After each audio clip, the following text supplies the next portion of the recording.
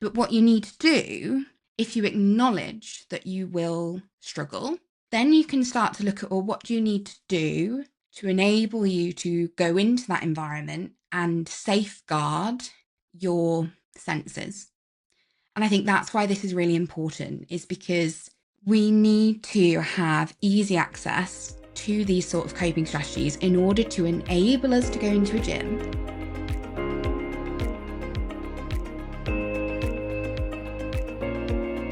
Welcome to episode 4 of the Not So Typical Fitness podcast.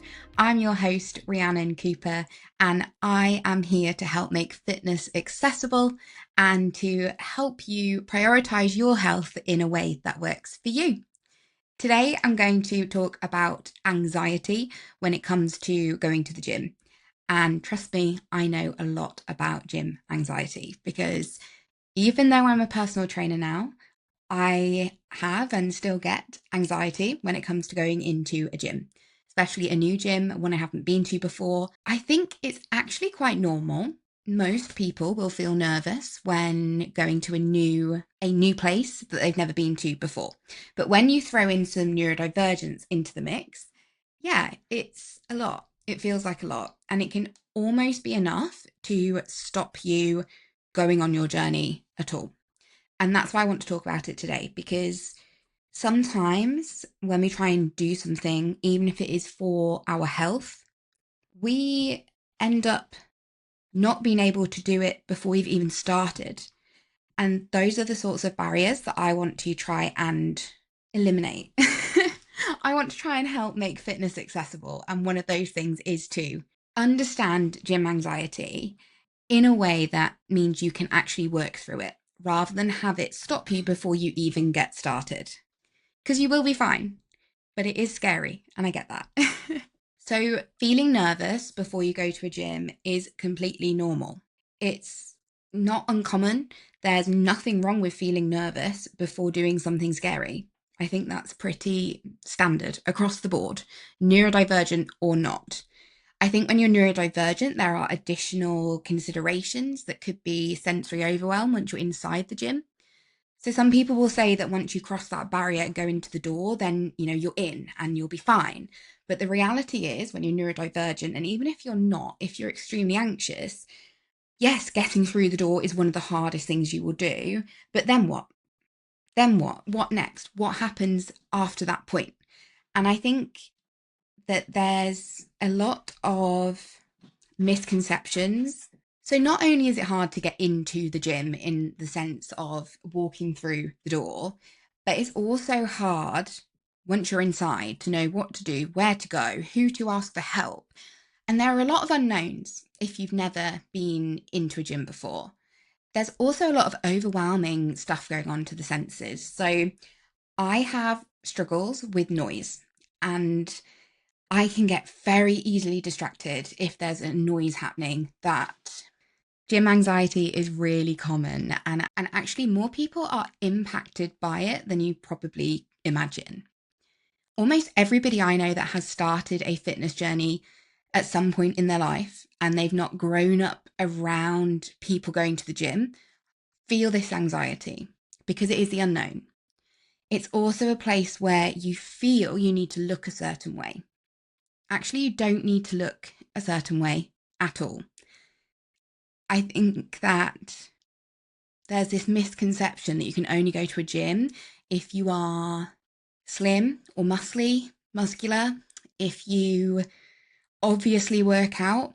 But the reality is that the gym actually is a place for you to go to become that person. And 9 out of 10 people joined a gym to improve their body. And I would say that at the time when they joined, they didn't look the way they look now. So everybody has this moment where they aren't the best version of themselves and they're trying to join a gym and they don't feel that they are that person that belongs in a gym. Well, you do belong in the gym. So first of all, let's scrap that misconception that you are too big for the gym or you don't know what you're doing, so you can't go to the gym, because you can. You can go to a gym to improve your health. And as long as you have the right attitude, you belong in a gym. Also, you get fitter by being in a gym. So it's an interesting dilemma that we have in our minds when it comes to whether we feel that we will fit in a gym, because everybody has to start somewhere. And if you're going to start today or tomorrow, that is better than starting the next day or the day after that. And every single person in that gym started once upon a time. They had that first day in the gym where they probably felt the same way. And I think that there is comfort in knowing that this is something the majority feel at some point or another in their fitness or gym journey. And it doesn't always go away. So I know with myself, the first time I joined a gym as an adult, I went to a small local leisure centre. I had to do an induction and I was so scared. I didn't want to do it. I felt like I was going to be sick. I walked there. That was a mistake because it's not far from my house. So I thought I'd walk there. But then I was early because I'm always early. And then I didn't know what to do because usually I'd sit in the car and I would doom scroll probably and phone my wife. But I didn't have that choice. I had to go in the gym and I didn't like how that made me feel. It felt like it took my options away. But I knew I was at a point in my life where I needed to make a change because if I didn't, I was probably going to die early because my health was really quite poor. And so I let that be my driving factor. I needed to go in there because I needed to do an induction in order to use the gym. I just had to get through this. And then I could go on my own terms and I could drive if I wanted. It would be fine. And I went in, and I mean, I was sweaty and nervous and shivery. You know, when you get all of these physical symptoms or feelings when you're nervous or have really bad anxiety, I had all of those. I honestly felt like I was going to pass out. I wasn't happy. I did not want to be there. But I just kept telling myself that I have to do this. Then my worst nightmare happened. Well, not my worst nightmare, that's an exaggeration, but in walk two more people. So it's a group induction, which I guess, there's six of one, half a dozen of the other here. Kind of good because you can blend into the group, you don't stand out. But kind of bad because the two people that turned up were friends and there was going to be three of us on this induction. So not only was I very nervous and feeling very uncomfortable and out of place, but now there were two friends who were much smaller than I was and they knew each other. And I felt like a third wheel. And that just was very reminiscent of school for me. It was quite triggering. I've never really had a friendship group, but I needed to do it. I needed to do it, and I was there. And I suppose part of the reason I went through with it is because I did walk in the door. So it would have been harder for me to turn around and walk out, but I wasn't happy. I was not happy about this induction. So I just stayed quiet. I went through the motions. I did it. I don't really remember much about it, to be honest. I couldn't tell you anything actually, but I know I did it. And I survived. And after that, I could start going to the gym on my own. And even that was hard. And it was probably hard in that gym. I think if I was there about 12 months, I would say 6 of those months, it was really hard to go in every time. And it did get slightly easier because I started to build this relationship up with the person at reception. So there's a friendly face and she'd ask how I was and she'd swipe my card. And I'd go in with headphones on so I didn't have to talk and it was kind of obvious. And things like that made me feel more comfortable. So I put things in place to help me. It also helped to block out the noise. So the gym that I'm talking about has a swimming pool and it gives lessons to children. Children are loud and there's the screaming and just they're having fun, but their fun to me is triggering because I'm very noise sensitive. So I would try to avoid getting to any place of overwhelm before I even got into the gym by having these headphones on. Because the moment I hear a child screaming or shouting, having fun, which feels awful to say, but I can't cope. I used to have this border collie dog growing up called Evie, and whenever we used to laugh as a family, she would get really stressed and she couldn't cope with it. And I now know how she feels because if you are sensitive to noise, it can be really difficult when you are hearing noises that you aren't making yourself and you're not expecting. And sometimes they just jar. They just like get in your head in a way that you can feel. I don't know about anybody else, but it's like I can feel the noise and it just grates. So headphones before I even go in the gym, before I go in the door on, and it just helps to safeguard my overwhelm or my lack of overwhelm, my balance. It helps to safeguard my balance. Now, I'd like to say that when I changed gyms, I didn't feel as anxious, but that would be a lie. I did. I was so nervous when I changed gyms, and I've been to 4 different gyms since then. Every single time I go to a new one, it is exactly the same, unfortunately. It's like going into the unknown. I think that this is why now I've qualified as a personal trainer that I truly want to make gyms more accessible, because it's the little things, right? So not only is it just parking the car in the car park and knowing where the car park is and where the entrance to the car park is, because these sort of things are important, but it's also once you're through the door, well, how do you get through the barriers or into the pods or whatever setup the gym has? How do you get in? Because there's a difference between going in the door often and then actually scanning or swiping into the gym. I know now that if I know these things, it makes it so much easier to go somewhere new. So not only is it a case of getting through the doors, it's a case of knowing the steps that you need to take in a really simple way. And this makes a huge difference. The reason I joined the gym that I'm at now is because between the gyms in my city, because I wanted a new 24-hour gym, this one had a video guide, a video walkthrough. It was great. The other one didn't.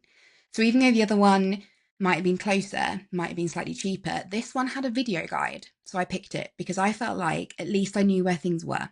And that makes a big difference, right? To know where the cardio machines are, to know where the toilets are, the lockers, to know if you need to take a padlock or not, to know if there's a vending machine or where the water fountains are, to know where the emergency buttons are that you would press in the event of an emergency.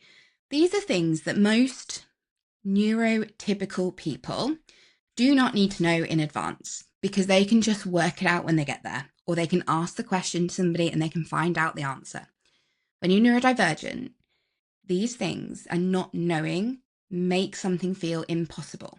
At least they do for me. And I don't speak for everyone. Like, I'm not putting words in your mouth if you don't feel like this. But if you do, you will know that by having these video guides of what to expect is going to make a huge, huge difference.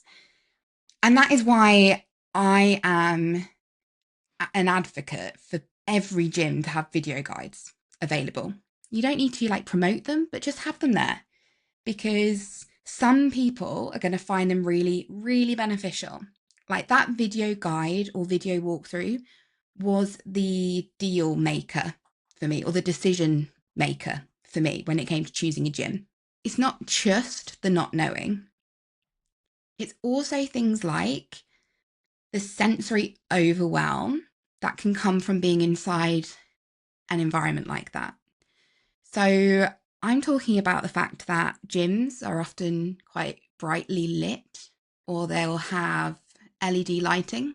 It might also be that they have a lack of sunlight because some gyms are in sort of warehouse style buildings. So the light in there could be 100% artificial. Might be fine for you, but there might be some people that are quite light sensitive. Then if you're doing an exercise class, it might be that they have flashing lights in there. Those things can be quite triggering. Then accompany that with loud music, because let's face it, gyms play music. I don't know a gym that doesn't play music out loud. And yes, we can wear headphones and we can wear our own music, but let's think if you're going for the first time, you've never been before, you've had to navigate how to get in, you've maybe had to speak to somebody and you weren't expecting to have to speak to somebody.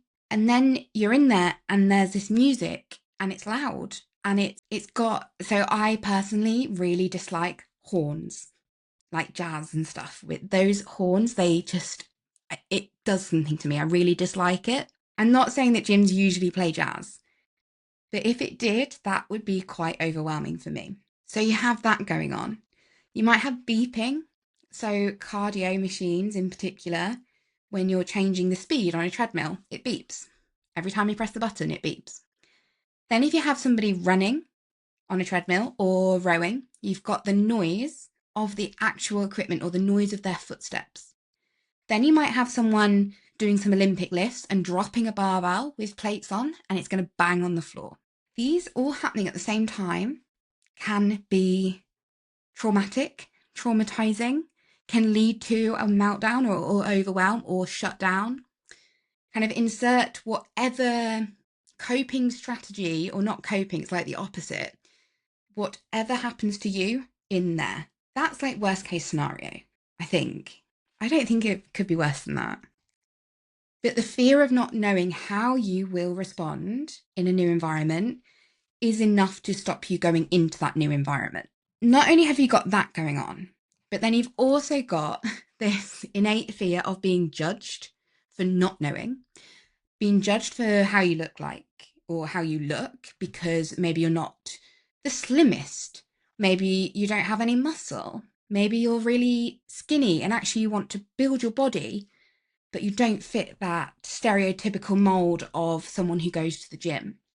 So you're dealing with that fear of being the odd one out. And for a lot of us, we've always been the odd one out. And then it's like, well, why would I want to put myself in an environment intentionally where I will be the odd one out again? The answer is because in the gym is where you can truly find yourself physically and mentally. And as we go through future podcast episodes, you will hear of how my mental health journey, massively improved because I was able to go through and get started on this journey.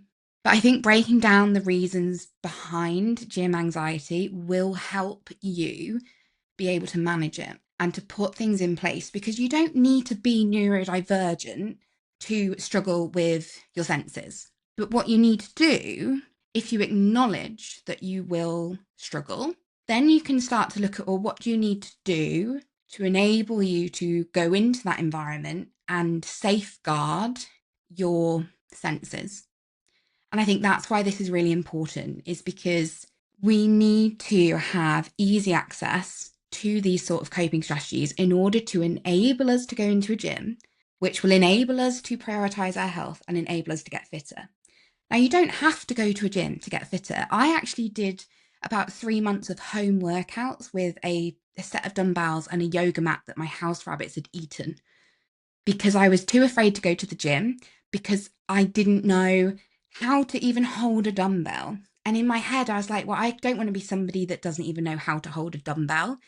I don't belong in a gym if I don't know how to hold a weight. What if I can't hold it? And all of these what ifs. So I bought a set of dumbbells and I practiced at home with YouTube videos doing like bicep curls and like shoulder press with these dumbbells.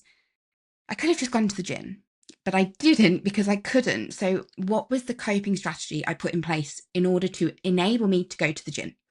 And for me, it was the noise cancelling headphones, getting dumbbells for home, working out what movements I could do, deep diving on loads of influencers and saving their little videos on Instagram or TikTok, wherever it was at the time, trying to prepare myself as much as possible. So looking at the video guide so that I knew what to do. All of these little things helped me a lot. And it was still stressful, but they enabled me to actually do it and to go and start my fitness journey. And that is the most important thing. Once you've identified some things that you can do or put in place to help mitigate the risk of sensory overwhelm, then you can look at the bigger picture stuff, which could be, like I've mentioned, how to use equipment. So it was very easy for me to go onto Amazon and buy a set of dumbbells, but it's not easy for me to go onto Amazon and buy a leg press because they're heavy, they're expensive, and like I don't have space for that in my house. I would love to have a home gym, not there yet. So there is also this element of not knowing what to do, an element of not knowing what to do, but what about when you're actually on a machine? Let's use leg press. Or what weight do you use? And how many leg presses do you do? So you've got your reps, which is a single movement, and then you have a set, which is a block, like a group of movements. So let's say you are going to do 10 reps, but then how many sets would you do? So how many times would you then do 10? And do you have a break? And some people will say take a minute break. Some people say a minute and a half. But what starting weight do you use and how do you know? And how do I know if I'm sitting right? And there's all these factors that sort of come into play when you are struggling with your senses and you've got your noise cancelling headphones on. You don't necessarily want to have to ask someone for help because that would require you to remove your headphones. You don't want to do that because that might be the thing that triggers you. And it's really difficult to combat that. So what I advise, if you are struggling, you can research in advance what you're going to do. You can get various apps that will help you schedule a workout and will help you with your form. So that's the way in which you do a movement.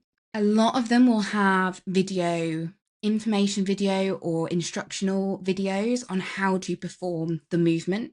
And you can watch those as you're going. It's knowing in advance that you might need those. And then it's, what if you get there and you want to use a leg press, but someone's on the leg press? And then you need to be able to work out, well, what are you going to do instead of? Or where do you go now? Or can you mix and match the order of the workout that you're planning to do? This is where it comes into, I believe, speaking to somebody at the gym in advance, maybe going on that induction and finding that friendly face so that maybe you can ask them. I also think there's a big thing here of letting people know that you might struggle in loud situations and you might be best to communicate by writing or by text or something, because that is actually okay. But the main thing is that you actually tell somebody that that's how you need to communicate. I actually went to an event today and I was talking to the Hidden Disability Sunflower group. I don't know what they're called, like organization. And the lady I was speaking to, she had a wristband on. And I love my sunflower lanyard. I wear it quite a lot, but I can't wear it in the gym because it's health and safety. Like, I really don't want to be choked by it getting stuck in a machine or similar. However, I could wear a wristband. So there are things that we can do to put in place to let other people know that we aren't neurotypical or we might not communicate in a way they expect. But B, it reminds us that it's okay to struggle and it's okay to need to ask for help. It's a really important thing to remember. It's normal. It's very common, but it is okay to need a bit of extra support, or it is okay to feel anxious. And just knowing that can be quite useful. The biggest thing I would advise if you are feeling really nervous is to go with someone the first few times. And if you don't have someone to go with, book a PT session. So I have a session coming up with somebody who is anxious. Most of my clients are. I haven't yet had a client that isn't anxious, to put it into perspective. And I'm going to meet this client outside of the gym and we're going to go in together through the door, through the barriers. And I've already provided a list of everything we're going to do. It's the first initial consultation. We're going on a tour of the gym first. And I've given like a list of where we're going to go, because knowledge is power. And if my client can sit in the car feeling nervous and reread through the information I provided about what we're going to do, I think that'll make a huge difference, because it makes a huge difference for me. I've already reached out tonight to make sure that everything is okay. And I asked for any last minute questions, and there were 2, and I've answered them. They're not big, scary questions. These are very easy for me to answer questions that will make someone's experience better. I think any good personal trainer would be more than happy to meet you outside and to give you a rundown of what to expect. At least I hope so, because it's very important. And I hope I'm not the only one doing things like this, because if I am, needs to change. But if you are really struggling with anxiety, what I'm trying to say is book an induction or a single PT session, or just a meet and greet with a personal trainer, because they can help you get through that initial threshold and hopefully set you up for success as well. And remember that every time you go into the gym, it does get slightly easier. It might not be easy for quite a long time, but remember that comfort zone thing. And every time you flex it and it feels uncomfortable, that is actually how you grow your comfort zone. Just myself, I went from being anxious to the point of almost fainting or passing out originally, to now being a qualified personal trainer. I started my new job last week in a gym. So I swapped where my gym base is. And I felt just as anxious, actually, even though I was going to work there. This doesn't go away, but it's having the knowledge and power to tell yourself that you will be okay. You just need to, I hate saying this, but in a way you need to crack on with it, because it's always going to be hard. There's not a world in which you can do this where it's not going to be difficult. put all these steps in place so it's not as difficult as it feels. Or if it is, at least you have some idea of the things that you can do to make it easier. And this has been a really waffly one today. I wanted to record earlier, then I got distracted watching Below Deck, which is I love. So there's a new series on Netflix and I got distracted watching that. I had a long day out at this accessibility conference and I don't want to be recording and publishing on the same day. So I needed to do it today because lo and behold, tomorrow is Friday and that is my publish day. So I have left it late considering it is 11:15. So it probably will still take me to after midnight to get it edited and scheduled. But the thing is, when it's something you want to do, you make allowances and you do put yourself in uncomfortable positions. And I think that should also be the case when it comes to starting a fitness journey. It's not easy, but it is worth it. So just put things in place to help yourself navigate that a little bit easier. Remember that the gym is there for you. It is a place for you to prioritize your health. The hardest part is getting going. So set yourself up for success. Now, if you have just started a fitness journey, or even if you are an experienced gym goer, what have you had to put in place yourself to mitigate the anxiety? Let me know, because I am creating a resource toolkit and it'd be really good to hear other people's experiences because we're all different. So what works for me might not necessarily work for you, and what works for you might not necessarily work for me or them over there. But the key is this understanding that we do need things to enable us to do the stuff, the hard stuff, like going to the gym. So please share your best coping strategies for going somewhere new, like a gym. This week, if you are contemplating joining a gym, try and think of one thing that you could do that might help take you one step closer to starting. So maybe it is having a look for some video walkthrough guides. Maybe it is just reaching out and finding out about an induction process. Just try one thing that does move you closer to your starting point. And if all else fails, just send me a message and I'll do everything I can to answer any questions you have about starting a fitness journey. If you have them, I've probably had them and many other people do as well. Remember, I have got a free Neurodivergent fitness support group on Facebook, so look out for that. The link will be in the description below. I hope that you found this somewhat useful. If you are ready to get going, remember to book an induction and listen to last week's episode to find out more about that.